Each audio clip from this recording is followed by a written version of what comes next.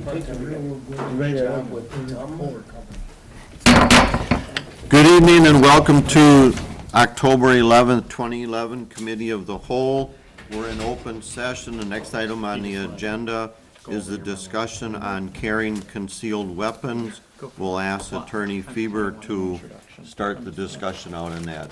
Attorney Feber? You should all have in your packets a memo from me outlining some of the provisions of the new carrying concealed weapons law that's going into effect on November 1st. Basically, the city needs to decide if you want to prohibit the carrying of concealed weapons in public buildings, or if you want to implement a policy preventing employees from carrying concealed weapons on the job. You probably are vaguely familiar with this law, but you can now carry a concealed weapon if you go through the proper permitting process. It's going to be the law that you can go ahead and carry it unless you're otherwise prohibited by posting signs. I did want to call to your attention that you currently do have a carrying concealed weapons prohibited ordinance. So what I'm going to be looking for tonight from the committee is whether or not you want to proceed with enacting an ordinance prohibiting the carrying of concealed weapons in your public buildings, or if you're interested in implementing a policy for employees. If you do go ahead with the policy for employees, you cannot prohibit them from carrying concealed weapons in their own vehicles, but you could otherwise prohibit them from carrying concealed weapons on the job. There is some immunity that's built in to the new law that says if you choose to allow people to carry concealed weapons in public buildings, there's a built-in immunity provision that's set up in the statute which gives you immunity from liability for that decision to allow the weapons. There is not similar language that says if you prohibit weapons, there's no language. So if you say you can't carry a concealed weapon, we don't know exactly what's going to happen as far as liability. It's my opinion that if there's a court, if there's some litigation as a result of somebody getting hurt with a weapon and you've got it posted that you can't carry a concealed weapon, I don't think that from a public policy standpoint that a court would hold the city liable for that injury. But until there's a court decision, we don't really know. So if you choose to allow the carrying of concealed weapons, certainly you have that immunity provision that's built into the statute itself. One comment, and then I think I'll have Director Yerges make a comment, and we'll open it up. Concealed carry is not open carry. There are two different rules there. So just so make sure we're talking about concealed versus open carry. Director Yerges. Well, obviously, I suggested that this be on the agenda tonight just so that you guys are aware of it. I don't know that we have to make a decision tonight, but this is a new law, and if we wanted to do something, we need to do it in the near future. I think technically the Department of Justice is supposed to have a permit process in place by November 1st. I don't know that they're going to necessarily hit that deadline, but sometime yet this year there will be a permitting process. Obviously, I think it would be important to have a personnel policy in place, which would basically say that you can't have a concealed weapon on you during your normal work day. Obviously, you can have it in your vehicle, but not as an employee. Obviously, the police department's not included in that. That therefore I wouldn't be able to have a concealed weapon as part of my daily activities. Obviously, it has nothing to do with my job. The other thing is yeah. Wait a minute. Bad joke. I don't necessarily think we need to take any further action other than the personnel policy at this time, and I guess how I would look at it is maybe we should wait and see how other municipalities are going to do this. I know some in the Milwaukee area have put in bans. The immunity thing, it does bother me a little bit because it doesn't directly say that if we ban it that we can still be immune. That does bother me a little bit.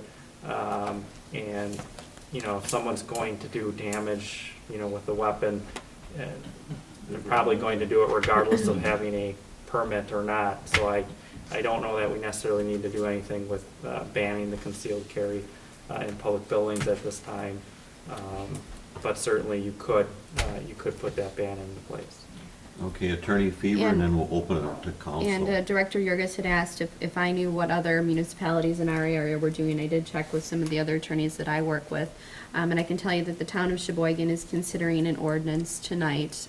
So they're looking at it, and the village of Oostburg declined to adopt an ordinance, so they are okay with the idea that there'll be concealed weapons in their public buildings. And Sheboygan County has twice considered different ordinances, and I'll say it's pending with Sheboygan County. They haven't taken any action.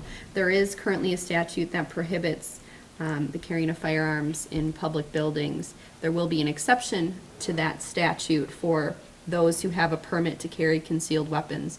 But I think to echo what Brian said, there's no real urgency here. Because once the Department of Justice gets the permitting process in place, then everybody will need to get their permit. So even though our date is November 1st, you don't need to have something on your books by then if you choose to prohibit the carry, the concealed carry. Okay. Alderman Hanson? My question then maybe just is answered, that we have an ordinance here that you can't carry concealed weapons, but you can if you get a permit? Is that how it works now, or will work? In either event, your ordinance will need to be updated. It's very broad right now. I mean, it says, no person except a sheriff, constable, police officer, etc., shall carry or wear concealed about his person any pistol, firearm, which is exactly what the state law says you can do. So in any event, you will need to update your ordinance, whatever decision you make as far as the policy decision. Good. Alderman Lottie? Mike, to go back to what Brian talked about, employees, I can go with that, getting employees not to be allowed to carry concealed weapons within the public building. But to take the public building off limits, I think we'd be putting ourselves in for some expenses by putting metal detectors on every door and staffing every door to find out if people are carrying concealed weapons into the building. That I could see that potential coming down the road, if you start banning the buildings to make sure that you're covering it, you're gonna wind up putting metal detectors and staffing them at every door. Mr. Mayor. Alderman Sedlacek, then we'll go down here.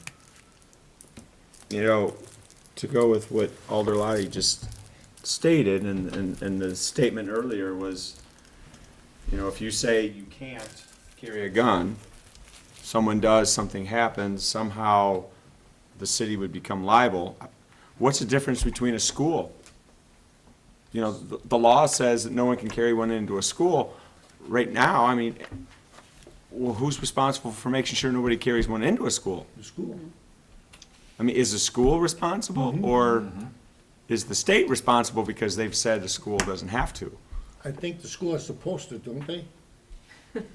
Well, I won't pretend to be any expert in school law, but I think that the same principle would apply, that from a public policy perspective, I don't think that the courts are going to say, Boy City, you are responsible for any damage that occurs unless you install metal protectors or have a security guard frisking people at the door. I don't think they're going to take it that far. I think it's your policy decision that you do not allow, the carrying of concealed weapons.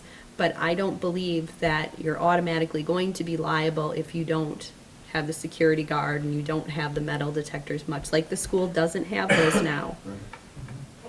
Alderperson Jarvis? Yeah, Not thank our you, Mayor. schools. I'd be in favor of prohibiting the employees and also prohibiting on public buildings as well. Alderman Fowler? 48 states allow concealed weapons. I read newspapers online all over the nation, and I do not see any problem with it. Few people are going to have concealed weapon permits to carry. They don't have any need for it. So, yeah, the criminals are going to come in, and they're not going to abide by any of these laws anyway. So I don't think we need to do anything. Chief Talshek is here. Did you want to make any comment at this point? I know you just entered the room. Well, I talked to Brian. We're still getting information. Couple minutes, short time this afternoon. I guess I would take the approach, I wouldn't do anything at this point at all. I wouldn't prohibit it in City Hall. 99% of the people, all these people are gonna be permitted by the state of Wisconsin, they're all gonna be good people, background checks on them. If you have that 1% or that 0.5% that's gonna do something, whether or not they have a permit, they're still gonna come in. So I don't really see an issue with it. The only thing you'll have to worry about is when this room is used for municipal court, that's just a matter of signage, so. Okay, thank you. Any other comments? Alderman Sazlacek. Wrong. You know, the one thing about city employees and not allowing them to carry weapons, I think that's fine as long as it's during their work time. But if they're not on their work time, they should be accorded the same privileges or rights or whatever that anyone else would. And I think that we have to make sure that that is clarified.